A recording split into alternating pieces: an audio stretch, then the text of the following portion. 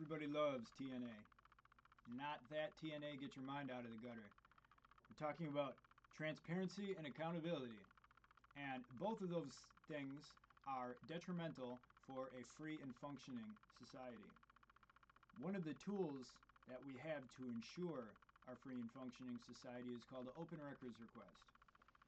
An open records request allows you access to information that sometimes isn't broadcasted by agencies.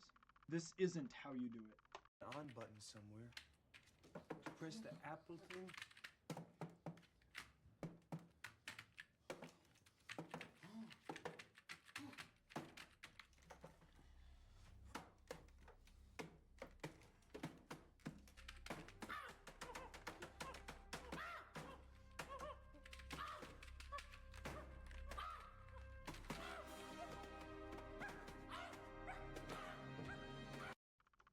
Now, as you can see, that didn't work out too well for them. Before we get into actually how to do an open records request, let me explain it a little bit to you. So there's the federal level and the state level. Depending on where your state is, some of the rules can change there, but they're almost identical. The federal level calls theirs the Freedom of Information Act, or FOIA for short, and that allows you to request documents or records, federal government.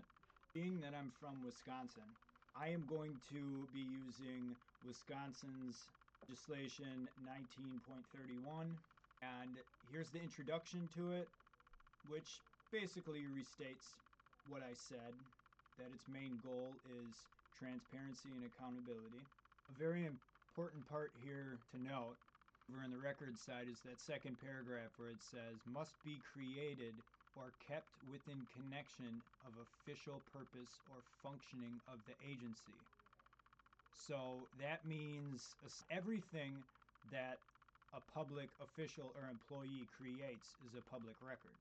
Like personal notes during meetings. You wouldn't be privy to that.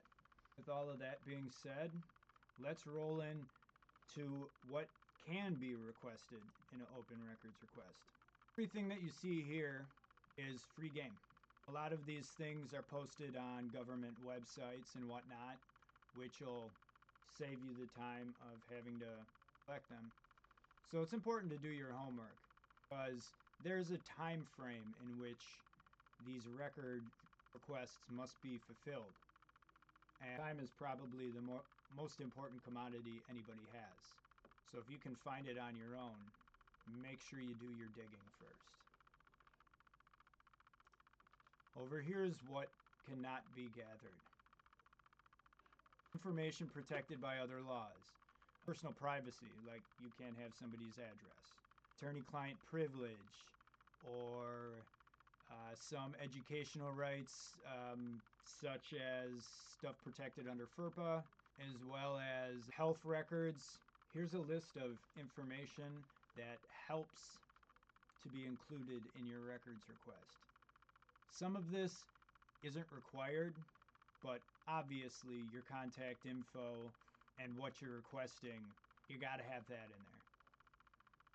But it is important to clarify the nature of your request as well as how it will be delivered. So it's really as simple as this. You don't have to type this out. Some agencies have their own pre-made forms. If you prefer handwriting, you can just grab a loose piece of paper and include these things on here. You know, obviously make sure it's legible. In Wisconsin, verbal records requests are also considered lawful. But I want to add that if you do a verbal request, you kind of lose the transparency aspect out of it because you're essentially playing telephone with the person you requested their records to. It's best to always have a receipt in instances like these. They'll put time constraints on it. Sometimes they'll ask you more questions.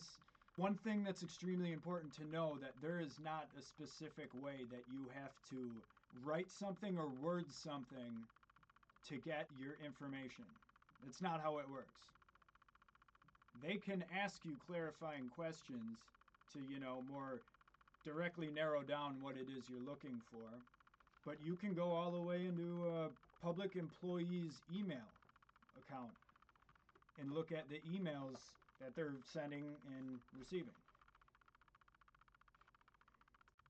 And always remember, they do have the right to attach a fee along with the records request as long as it's reasonable.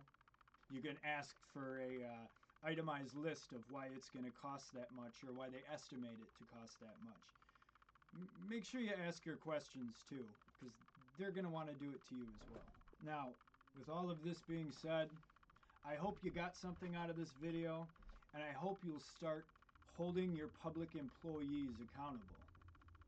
Have a great evening, and as always, be your child's loudest advocate, because most of the time you're their only advocate.